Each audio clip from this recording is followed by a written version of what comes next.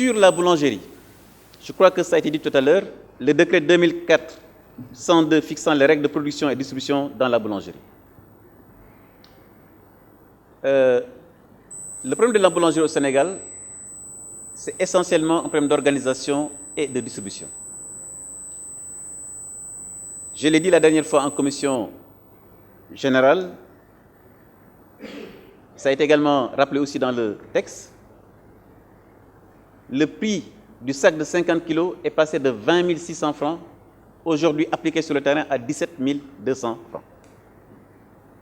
C'est ça la réalité économique. Il est homologué à 18 000 francs.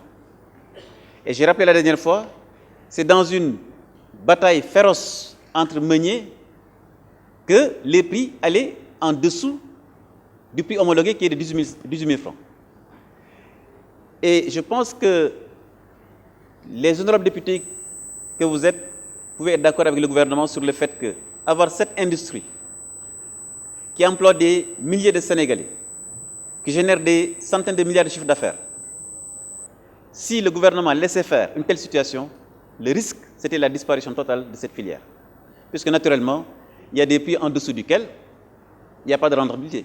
Parce que je rappelle que quand on homologue un prix à 18 000 francs, c'est fait sur la base de la structure des prix qui est analysée avec tous les acteurs. Puisque je rappelle que nous avons un comité de suivi des prix des denrées de première nécessité, logé au niveau du ministère de l'économie et des finances, que je co-préside avec mon collègue, et dans lequel comité vous avez les industriels, les consommateurs, les services de l'État, la douane et tous les acteurs. Et c'est ce comité qui analyse la structure des prix pour proposer justement des modalités de baisse ou de stabilisation.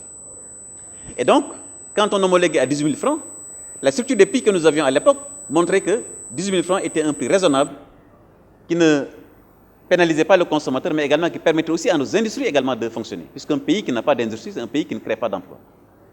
C'est la raison pour laquelle donc il a été retenu le principe de pouvoir adosser la TVA sur les 17 200 francs.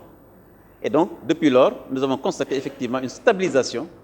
Et nous avons prévu, je l'ai dit la dernière fois également en commission, au mois de décembre, plus exactement entre le 16 et le 18 décembre, des concertations sur la filière boulangerie, dans lesquelles concertations, le décret 2004-102 fixant les règles de production et de distribution de la boulangerie seront également rediscutées. Et dans lequel la vente du pain dans les boutiques sera également mise sur la table. Et naturellement, ce décret sera soumis à son Excellence, Monsieur le Président de la République, pour que cette fois-ci, nous puissions assainir ce secteur qui a besoin d'une nouvelle organisation. Quand j'ai rencontré la Fédération nationale des boulangeries, je les ai posé la question suivante.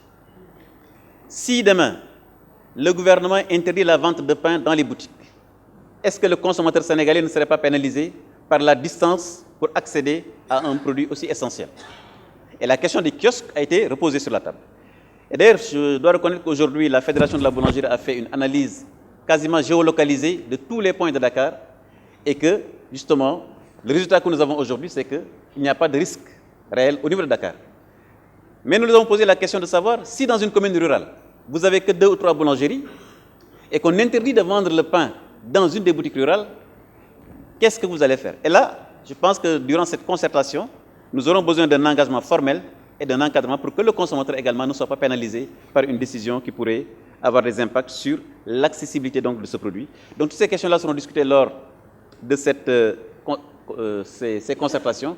Et d'ailleurs, Monsieur le Président, si vous le permettez, nous avons adressé une invitation aussi à la représentation nationale pour participer à ces concertations et apporter les inputs venant du Parlement.